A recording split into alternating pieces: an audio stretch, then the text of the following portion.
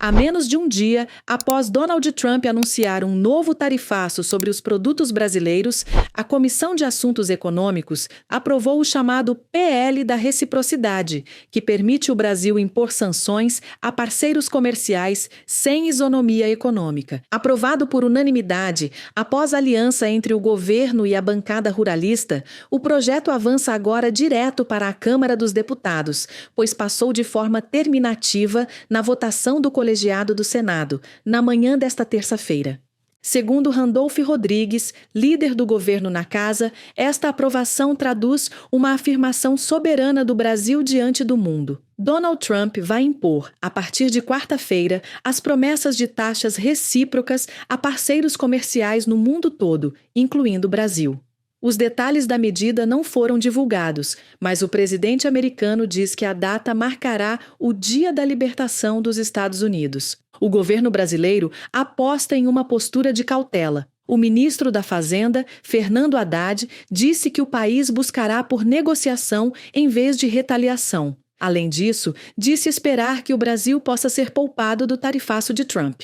Coincidentemente, o projeto de lei que passou hoje no Congresso, de relatoria da senadora Tereza Cristina, estava em tramitação há 1 ano, mas avança como uma resposta concreta a quaisquer sanções vindas da Casa Branca. A modernização da nossa legislação de comércio exterior ela é importantíssima, né? Então, eu acho que cabe mesmo discussões, cabe a gente acrescentar e ajudar, assim como essa lei que eu estou relatando hoje, de autoria do senador Zequinha Marinho, que tem 1 ano que nós estamos trabalhando nela, fazendo audiências públicas, e a coincidência dos fatos, do que acontece hoje no mundo, né, nos trouxe a votar essa lei na véspera de um anúncio de um tarifaço pelo governo americano, pelo presidente Trump. Mas essa lei ela é uma lei que não é só para os Estados Unidos, ela contempla todos os mercados com que o Brasil faz comércio exterior, que vende sua mercadoria.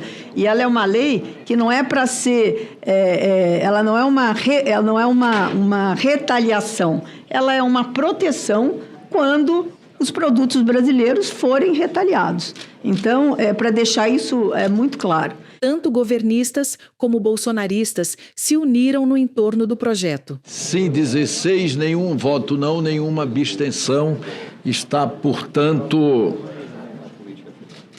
aprovado a emenda número 1 com substitutivo ao projeto de lei 2088-2023, com as subemendas número 1 e 2 da CAI. Presidente, eu quero parabenizar a nossa relatora, Tereza Cristina, que também relatou esse projeto. É um instrumento importantíssimo para o governo. Como foi dito aqui, não é nenhuma retaliação, mas é uma medida de proteção. Então, quero parabenizar e, ao mesmo tempo, já anunciar também meu voto favorável. Pela oportunidade de estarmos deliberando, senhor presidente, no dia de hoje, esta matéria, que, como foi dito aqui pelo senador Exalci, nada mais, nada menos estamos fazendo do que proteger os nossos direitos, ou seja, o direito dos produtos brasileiros terem as suas negociações recíprocas respeitadas. E, a partir do momento que nos desrespeitem, aí sim o governo brasileiro passa a ter instrumentos para poder reagir. Portanto, é um projeto muito mais em favor dos direitos do povo brasileiro em defender os nossos produtos e não tentando retaliar, seja A, B ou C.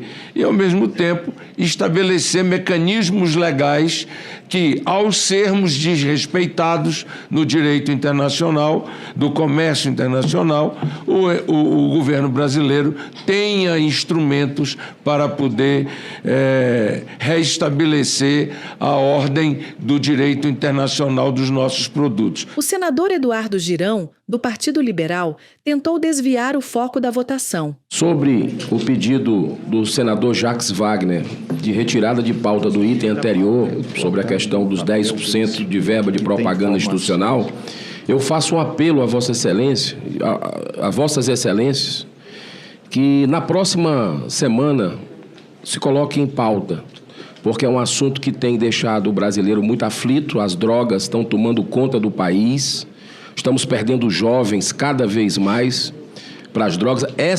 Esse Senado Federal conseguiu aprovar, presidente Renan, conseguiu aprovar a PEC antidrogas, que está lá na Câmara dos Deputados, ainda não foi deliberado. Então eu faço esse apelo para que na próxima semana a gente possa voltar com o item dos 10% da propaganda também. Muito obrigado.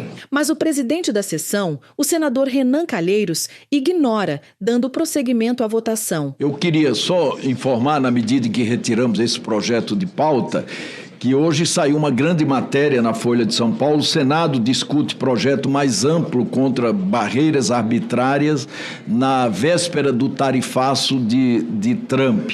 Eu queria dizer que esse projeto não tem absolutamente nada a ver com o tarifaço do trumpismo.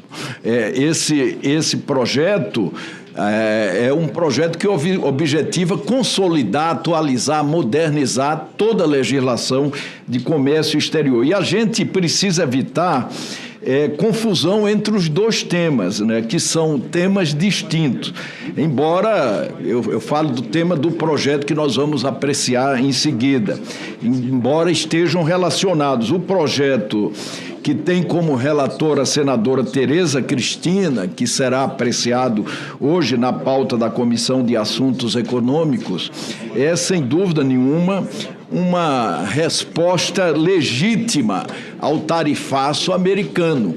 É evidente que, do ponto de vista do Senado e desta comissão, nós estamos apenas suprindo a legislação brasileira de mecanismos de reciprocidade. Não é? Nós não estamos adotando a reciprocidade, mas se o governo quiser adotar a reciprocidade, não será por falta de legislação que ele deixará de fazer isso. Veja agora a leitura do relatório, feito pela senadora Tereza Cristina. Eu recebi algumas emendas muito interessantes do senador Oriovisto, do senador Efraim. Acolhi um pedaço delas, colocando o senador Oriovisto no meu texto. Então, agora eu vou fazer a leitura aqui da complementação do voto. Na reunião desta comissão, ocorrida no dia 19 de março de 2025, apresentamos o relatório ao projeto de lei PL 2088 de 23, concluindo pela sua aprovação na forma da emenda número 1 da Comissão de Meio Ambiente, substitutivo. Na ocasião, foi concedida vistas coletivas da matéria. O projeto retorna à discussão agora, com a apresentação das emendas número 2 do senador Oriovisto Guimarães e número 3 do senador Efraim Filho. A primeira propõe a inclusão de parágrafo único no artigo 5º, com a seguinte redação: parágrafo único. A contramedida citada no inciso 2, parágrafo 1º do artigo 3, deve ser utilizada em caráter excepcional quando as demais contramedidas previstas nessa lei forem consideradas inadequadas pela CAMEX para reverter as ações políticas ou práticas previstas no artigo 2º de coerção econômica que impactem negativamente a competitividade internacional brasileira. Já a segunda emenda altera a redação do artigo 2º para incluir o inciso 4º, que tem o seguinte teor: quarto, configurem medidas desleais de comércio segundo as regras da Organização Mundial do Comércio. Análise. A emenda do senador Oriovisto objetiva assegurar que a contramedida prevista no inciso 2º, parágrafo 1º do artigo 3º, que autoriza a suspensão de concessões ou de outras obrigações do país relativas a direitos de propriedade intelectual, deve ser utilizada com caráter excepcional quando as demais contramedidas previstas na lei em causa forem consideradas inadequadas pela CAMEX. Embora concordemos com o mérito da proposta, vislumbramos óbice regimental a que seja formalmente acolhida. Isso porque, na atual fase de tramitação, não há hipótese de apresentação de emenda ao substitutivo. Emendas podem ser ofertadas pelos senadores a substitutivo que esteja em turno suplementar, na forma do artigo 282 do Regimento Interno do Senado Federal. Modificações ao texto do substitutivo da Comissão de Meio Ambiente podem ser feitas no atual estágio, por subemendas, e as subemendas são apresentadas pela comissão.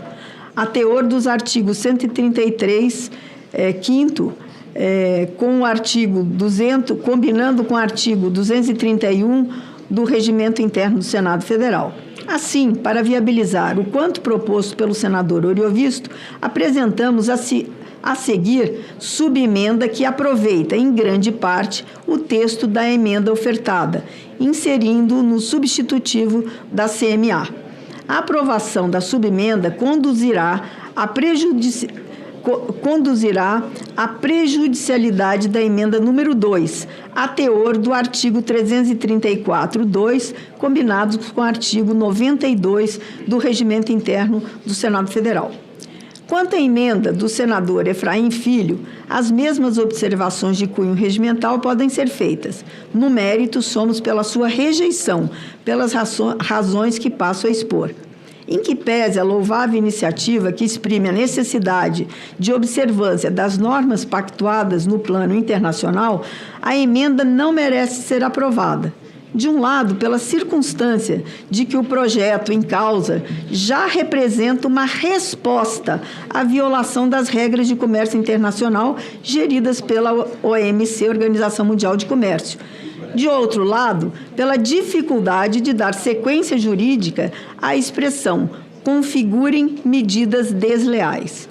Além disso, melhor refletindo sobre o texto do substitutivo da CMA, optamos por apresentar 2 subemendas com o escopo de afastar quaisquer dúvidas que possam pairar, tanto em relação à emenda do projeto, quanto ao tocante à sua constitucionalidade formal, uma vez que diversos de seus dispositivos cuidam de atribuições de órgãos do Poder Executivo. Não ignoramos que o Supremo Tribunal Federal manteve, a respeito do artigo 61, parágrafo 1º, 2 e da Constituição Federal, por muito tempo, entendimento refratário a projetos de lei de autoria parlamentar que dispusessem sobre atribuições de órgãos do Poder Executivo. Sem embargo, a jurisprudência da Corte tem evoluído para admitir a iniciativa parlamentar em projetos que confiram atribuições à administração pública, especialmente quando não há ingerência para determinar a que órgão os novos encargos ou atribuições serão cometidos. Como observado pelo tribunal, se a lei não designa a criação de um novo ente público, presume-se que a execução das atividades instituídas será incorporada na estrutura e quadros existentes. Ação direta de inconstitucionalidade da ADI número 4.959 da Justiça de 30/10/24. No julgamento da ADI número 5.126, de 18/1/23, foi reconhecida a validade da Lei Estadual de Autoria Parlamentar, que, dispondo sobre a proibição de fabricar, vender e comercializar armas de fogo de brinquedo, atribuía ao Poder Executivo, sem referência a órgão específico, as funções de fiscalizar o cumprimento dos seus preceitos, aplicando as penalidades nela previstas, e de realizar campanha educativa nos meios de comunicação. Naquele julgamento, observou o ministro relator Gilmar Mendes. A jurisprudência dessa Corte se orienta no sentido de que são vedadas a criação de novas atribuições administrativas a um determinado órgão da administração pública estadual que modifique o rol de atividades funcionais desse. Verifico nesse contexto que o artigo 3º da norma impugnada limita-se a atribuir a responsabilidade de fiscalização da lei ao Poder Executivo, reconhecendo a ele, e cabe designar o órgão responsável para tanto. Em sentido semelhante, o artigo 4º estimula a conscientização do disposto na lei por meio de propaganda, deixando a regulamentação de como esta será realizada a critério do Poder Executivo. Reforço nesse contexto que a mera circunstância de uma norma demandar atuação positiva do Poder Executivo não a insere no rol de leis cuja iniciativa é privativa do chefe do Executivo.